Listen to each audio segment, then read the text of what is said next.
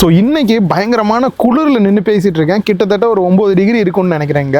நொய்டாவில் தான் இருக்கேன். எங்கன்னா ஒரு மேனுஃபேக்சரிங் யூனிட்டில் இருக்கேன். தம்ப்நெயிலில் உங்களுக்கு பார்க்கும் போதே தெரிஞ்சிருக்கும். ரியல்மியில் பார்த்தீங்கன்னா கூடிய சீக்கிரம் அவங்களோட 12 சீரீஸில் மொபைல்ஸ் லான்ச் பண்ண போகிறாங்க. அந்த மொபைல் மேனுஃபேக்சரிங் பண்ணுறது பார்த்தீங்க அப்படின்னா இங்கே தான் பண்ணுறாங்க. So made in India product அப்படின்றனால எல்லாமே இங்கே மேக் பண்ணுறாங்க. அது ஒவ்வொரு ப்ராசஸுமே எப்படி பண்ணுறோம் அப்படின்றத லைவாகவே கூப்பிட்டு போய் காட்டினாங்க. நான் மட்டும் பார்த்தா பத்தாதில்லை, நீங்களும் எப்படி நடக்குதுன்றதை லைவாக பார்க்கணும் அப்படின்றனால தான் இங்கே உங்களுக்கான இந்த வீடியோ மேக் பண்ணிட்டு இருக்கேன். இதே மாதிரி இன்னும் நிறைய மேனுஃபேக்சரிங் யூனிட்லாம் கவர் பண்ணணும் அப்படின்னு உங்களுக்கு தோணுச்சுன்னா கீழே கமெண்ட் பாக்ஸில் கமெண்ட் பண்ணுங்க. நிறைய யூனிட்ஸ் போய் இது மாதிரி கவர் பண்ணலாம். நீங்க பார்த்துட்டு இருக்கிறது லவ் டெல்லி டெக் சேனல். நான் சுகுமார். வாங்க வீடியோக்குள்ள போகலாம். ஸோ இதுக்கு முன்னாடியும் நிறைய மொபைல் மேனுஃபேக்சரிங் யூனிட் போன மாதிரி தான் இங்கேயுமே இந்த குல்லாவும் இந்த ட்ரெஸ்ஸையும் வந்து கொடுத்துட்டாங்க. நம்ம எந்த ஷூ வியர் பண்ணியிருந்தாலுமே காலில் டஸ்ட் எல்லாம் இருக்கும். அதை தனியாக ரிமூவ் பண்ண முடியாதுன்றனால இந்த மாதிரி ஒரு கவரை கொடுத்துட்றாங்க. ஜஸ்ட் இதை மாட்டிக்கிட்டோம் அப்படின்னா போதும். நெக்ஸ்ட்டு ஒரு ரூம்குள்ளே போகிற மாதிரி இருக்கும். அந்த ரூமில் ஏர் வந்து ரொம்ப ஃபோர்ஸாக அடிக்கும். நம்ம உடம்புல இருக்கக்கூடிய டஸ்ட் எல்லாமே ரிமூவ் ஆகிறதுக்கு அது கொஞ்சம் ஹெல்ப்ஃபுல்லாக இருக்கும். உள்ளே பார்த்த உடனே ஷாக் ஆனது, இவ்வளோ மிஷினரிஸ் வச்சுருக்காங்க. பட் வெளியில் பார்த்தீங்க அப்படின்னா ஒரு சின்ன சவுண்டு கூட எந்த இடத்துலையுமே இல்லை. இவ்வளோ பேர் வேலை பார்க்குறாங்களா அப்படின்றதே உள்ளே வந்தோடனே தான் எனக்கே தெரிஞ்சிச்சு. ஸோ ஓவராலாக ஸ்டார்ட் ஆகிறது பார்த்தீங்கன்னா மொபைலோட பிசிபி ஜஸ்ட் ஒரு போர்டில் இருந்து அதில் காம்பனன்ட்ஸ் வைக்கிறதுலேருந்து எல்லாமே இங்கே தான் நடக்குது. ஃபர்ஸ்ட் பிசிபி போர்டு தான் வரிசை அடுக்கி வச்சிருக்காங்க. ஸோ இந்த போர்டை ஜஸ்ட் இந்த இடத்துல மட்டும் பிளேஸ் பண்ணிட்டாங்க அப்படின்னா போதும், இந்த மிஷின் வந்து ஆட்டோமேட்டிக்காக உள்ளே இழுத்துக்கும். அதில் எடுத்தோடனே சால்டரிங் பண்ணுறதுக்கான சால்டர் பேஸ்ட்டை தான் வந்து ஃபுல்லாக அப்ளை பண்ணுது, அதுவும் ஆட்டோமேட்டிக்காகவே. அண்ட் நெக்ஸ்ட் மிஷினை பொறுத்த வரைக்கும் வரிசையாக பார்த்தீங்க அப்படின்னா என்ன ரோல் கேப் மாதிரி வரிசையாக உள்ளே போய்கிட்டே இருக்குது அப்படின்ற மாதிரி தான் நமக்கு தோணும்.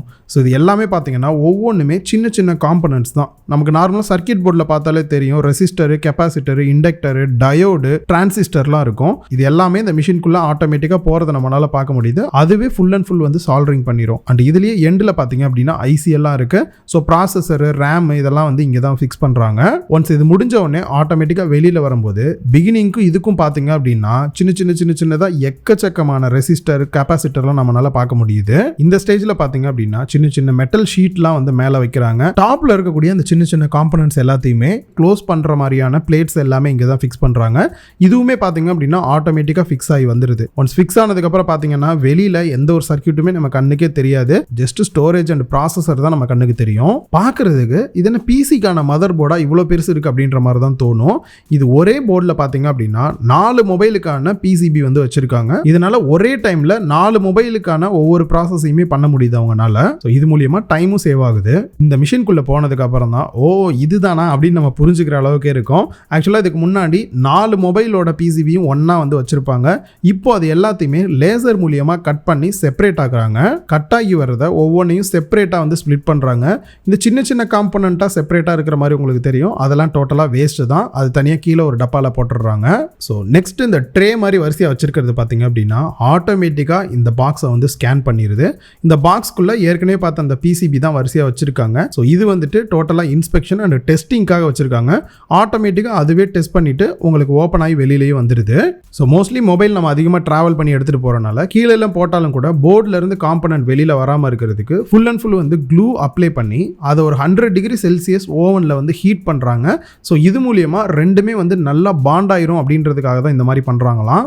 ஒன்ஸ் முடிச்சதுக்கப்புறம் பார்த்தீங்க அப்படின்னா இந்த மிஷினே ஆட்டோமேட்டிக்காக ஆப்டிக்கல் இன்ஸ்பெக்ஷனுமே பண்ணிடுது, எல்லாமே கரெக்டாக இருக்கா அப்படின்றத. ஸோ நம்ம பார்த்துட்டு இருக்கக்கூடிய இந்த ஒரு ப்ராசஸ் பார்த்தீங்கன்னா இப்போ ரீசெண்டாக லான்ச் ஆக போகிற ரியல்மி 12 Pro Plus மொபைலில் தான் மேனுஃபேக்சரிங் பண்ணிட்டு இருக்காங்க. அதில் வேப்பர் சேம்பர் கூலிங் சிஸ்டம் வருது. ஸோ அதுக்காக ப்ராசஸர் மேலே தெர்மல் பேஸ்ட் வந்து அப்ளை பண்ணியிருக்காங்க. 2 இடத்துல மிஷின் வந்து தெர்மல் பேஸ்ட் வந்து அப்ளை பண்ணியிருக்கு. அதுக்கு அடுத்து மேனுவலாக வேப்பர் சேம்பர் இருக்கக்கூடிய காப்பர் பிளேட்டை வந்துட்டு 2 இடத்துல வந்து பேஸ்ட் பண்ணுறாங்க. இது ப்ராசஸரில் ஜென்ரேட் ஆகக்கூடிய ஹீட்டை ரெடியூஸ் பண்றதுக்கு ஹெல்ப்ஃபுல்லா இருக்கும். நெக்ஸ்ட் இந்த ஒரு மொபைல்ல ஐபி ரேட்டிங் கொடுத்திருக்காங்க. ஸோ தண்ணி எல்லாம் உள்ள போகாம இருக்கிறதுக்கு, டேமேஜ் ஆகாம இருக்கிறதுக்கு சிம் ட்ரேல எல்லாம் பாத்தீங்க அப்படின்னா ரப்பர் மாதிரி வந்து கொடுத்திருப்பாங்க. இதுலயுமே பாத்தீங்க அப்படின்னா அந்த ஒரு ரப்பர் சீலர் ரொம்ப முக்கியமான இடத்துல எல்லாத்துலயுமே பிளேஸ் பண்றாங்க.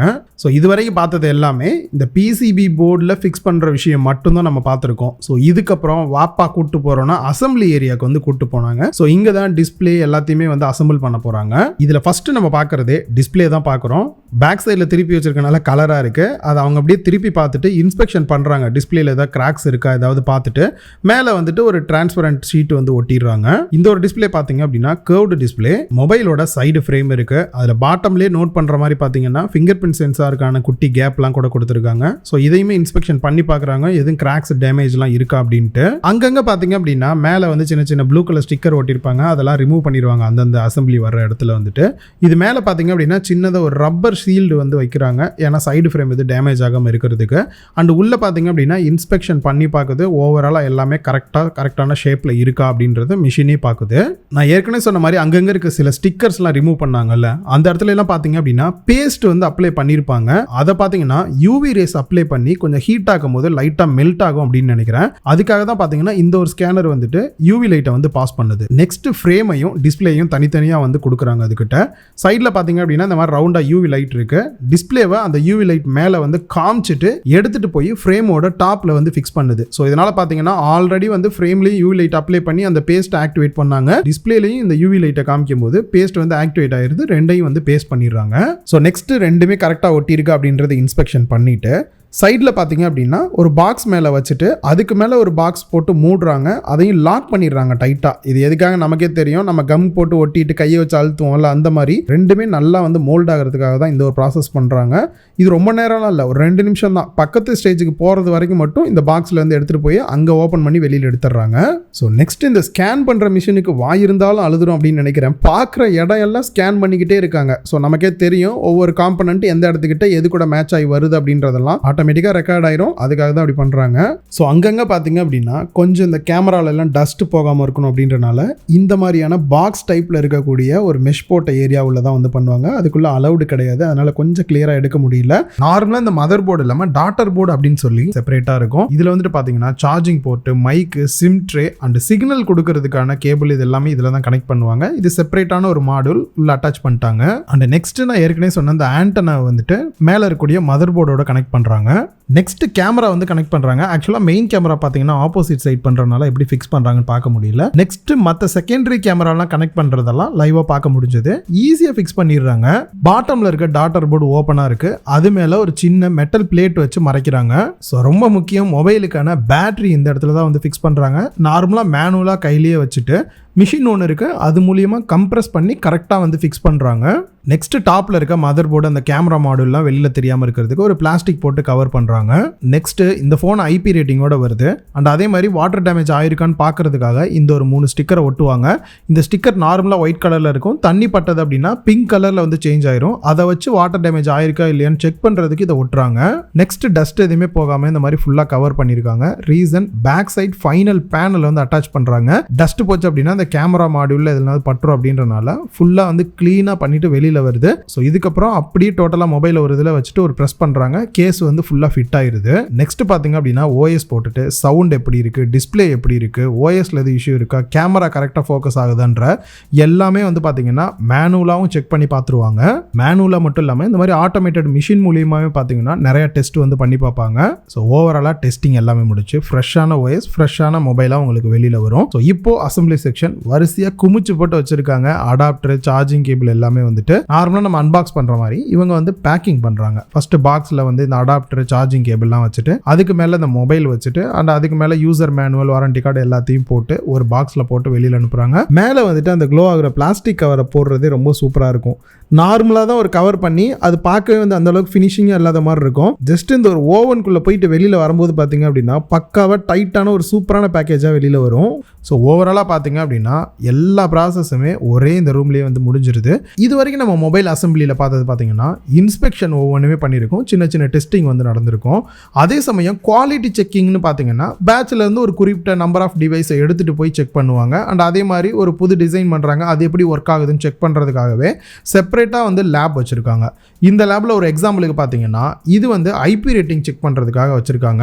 ஸோ மேலே இருந்தும் கீழே இருந்தும் தண்ணியை வந்து ஃபோர்ஸாக வந்து ஸ்ப்ரே பண்ணுறது மூலியமாக ஒரு 5 நிமிஷம் 10 நிமிஷம் வந்து டார்கெட் ஃபிக்ஸ் பண்ணியிருப்பாங்க. அது வரைக்கும் உள்ள ரொட்டேட் ஆகிட்டு இந்த மாதிரி தண்ணி ஸ்ப்ரே ஆகும்போது ஸோ இதில் வந்து தண்ணி உள்ளே போகுதா இல்லையான்றதை செக் பண்ணுறது. நெக்ஸ்ட் ஃப்ரீசிங் டெஸ்ட்டை பொறுத்த வரைக்கும் -40 டிகிரி ஏதோ வைக்கிறாங்க, ஃபுல்லாக ஐஸாக ஃபார்ம் ஆகிருக்கு.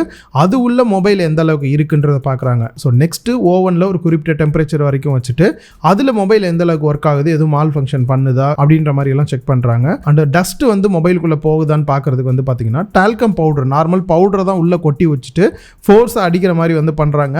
அதில் வந்துட்டு டஸ்ட் உள்ளே போகுதா மொபைலுக்குள்ளே, ஏன்னா IP68லாம் கொடுத்தா டஸ்ட்டும் போகக்கூடாது, அதெல்லாம் செக் பண்ணுறாங்க. நெக்ஸ்ட் வந்துட்டு மொபைல் நம்ம கீழே போட்டுறோம் உடையுதான்றதுக்கு இந்த ஒரு பாக்ஸ்குள்ளே போட்டுட்டு ரொட்டேட் பண்ணுறாங்க. ஒரு 10 ரொட்டேஷன் 50 ரொட்டேஷன் இல்லாட்டி டைம் மாதிரி ஃபிக்ஸ் பண்ணி ரொட்டேட் பண்ண விடும்போது அதில் எதுவும் டேமேஜஸ் ஆகுதா, எந்த இடத்துல ஆகுதுன்றதை பார்க்குறாங்க. அப்புறம் ட்ராப் டெஸ்ட் பண்ணி பார்க்குறாங்க. ஒரு குறிப்பிட்ட ஹைட்லேருந்து கீழே போடும்போது டிஸ்பிளே உடையுதா, சைட்லேருந்து போடும்போது எதுவும் உடையுதான்றதெல்லாம் செக் பண்ணி பார்க்குறாங்க. ஸோ நெக்ஸ்ட் பார்த்தீங்கன்னா சில வினோதமான டெஸ்ட்லாம் பண்ணுறாங்க. பட் ரெகுலராக பண்ணுறாங்களான்னு தெரியல. என்னன்னா நெய் பாலிஷ் இல்லை பெயிண்ட்லாம் கூட இந்த பேக் பேனல்லாம் வந்துட்டு பட்டுருது அப்படின்னா வீகன் லெதரில் பட்டா எதுவும் ஆகுதான்ற மாதிரிலாம் கூட ஒவ்வொரு இடத்துலையும் டிஃப்ரெண்ட்டான ஆல்ரவுண்ட் நம்ம எல்லாமே யூஸ் பண்ணி பார்க்கும்போது நடக்கக்கூடிய ப்ராப்ளம் எல்லாமே வந்து இங்கே லைவாகவே டெஸ்ட் பண்ணி பார்க்குறாங்க. ரொம்பவே கம்மியான டைம் தான் இருந்தது இதை ஷூட் பண்ணி அதை தெரிஞ்சுக்கிறதுக்கு. ஸோ சில மிஸ்டேக்ஸ் இருக்கிறதுக்கான வாய்ப்பு கூட இருக்குது. உங்களுக்கு கிளியராக தெரிஞ்சிருந்தது அப்படின்னா கீழே கமெண்ட் பாக்ஸில் கமெண்ட் பண்ணுங்கள். இந்த மாதிரி மொபைல் டிவி மேனுஃபேக்சரிங் பண்ணுறதெல்லாம் ஆல்ரெடி நம்ம பார்த்துருக்கோம். பட் இருந்தாலும் ரியல்மியில் எப்படி பண்ணுறாங்க அப்படின்ற லைவ் எக்ஸ்பீரியன்ஸ் எனக்கு ரொம்பவே ஈஸியாக கிடச்சிருச்சு. உங்களுக்கும் அது கிடைக்கணும் அப்படின்றனால தான் ஃபுல் வீடியோ வந்து மேக் பண்ணியிருக்கேன். வீடியோ பார்த்துட்டு உங்களோட கருத்துக்களை கீழே கமெண்ட் பாக்ஸில் மறக்காமல் கமெண்ட் பண்ணுங்கள். இன்னொரு வீடியோவில் மீட் பண்ணலாம். பாய்.